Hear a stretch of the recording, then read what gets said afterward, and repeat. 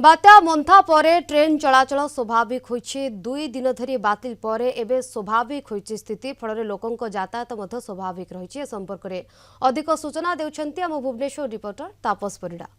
बात्या मंथा पाई 2 दिन धरी अनेक ट्रेन बातिल परे आज किंतु स्वाभाविक होइछि ट्रेन चलाचल। भुवनेश्वर स्टेशन में आम अच्छु जो देखा मिली स्वाभाविक होइछि ट्रेन चलाचल। जो यात्री माने पूर्वरु टिकेट कन्फर्म करथिले सेमाने जीवा पई सेमानकर गंतव्य स्थल को स्टेशन को आसुचंती एवं जहाँ टाइमिंग रोची ट्रेन टाइमिंग से टाइमिंग अनुसार मध्य ट्रेन पहुंचुची एवं जीवा पई मध्य सुविधा होची लोकंक पई एवं लोकंकर मध्य बेस भीड़ एवं गहल चल मध्य देखा मिली।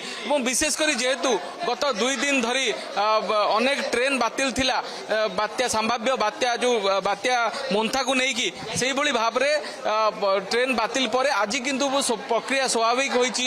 अनेक यात्री आसुछंती स्टेशन में भीड़ देखा मिलुछि एवं दीर्घ 2 दिन धरी अनेक यात्री जेहेतु पाखापाखि 61 ट्रेन बातिल होइतिला एवं जो यात्री माने विशाखापाटना बा सेपट दे जिबार थिला से बाटे अनेक ट्रेन मध्य जेहेतु बातिल थिला लोके हैरान होबाको देखा मिलता पूर्व किंतु एबे वर्तमान परिस्थिति स्वाभाविक रही। लोक आसुछंती एवं ट्रेन चलाचल मध्य स्वाभाविक रही एवं लोके आसुछंती जहाँ सूचना रही जे फालकनामा एक्सप्रेस जहाँ गतकाली जाइतिला ताहा आज हुए तो कैंसल रही बोली किंतु एने परवर्ती बुलेटिन रे स्पष्ट करेंगे इस्कोस रेलवे पक्षर आम कि सूचना नवा।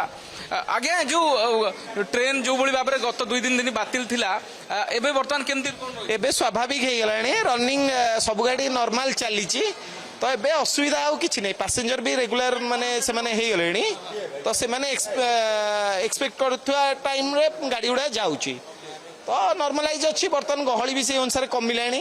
Government full support and railway तार रेलवे जी स्टाफ अच्छा समस्ते परफेक्ट ड्यूटी करके सब नॉर्मलाइज कर 2 दिन लोक किंतु अनेक अपेक्षा थिले। हाँ गोटे दिन ही प्रोब्लेम होता जो काली जस्ट 3-4 गाड़ी काली गुडाए गाड़ी कैंसल थिला काली ही टिके लोक सफर जहाँ हवा कथा होती अदरवाइज सब नॉर्मलाइज अच्छी गाड़ी चलाचल स्वाभाविक अच्छी भाव में जो आम प्रतिक्रिया नौले भुवनेश्वर स्टेशन में बर्तमान गाड़ी चलाचल स्वाभाविक रही। लोक आसुचंती ट्रेन टिकेट काटुचंती जो मान ट्रेन टिकेट कन्फर्म अच्छी से जो निर्धारित समय अनुसार से गंतव्य स्थल को जाउछंती।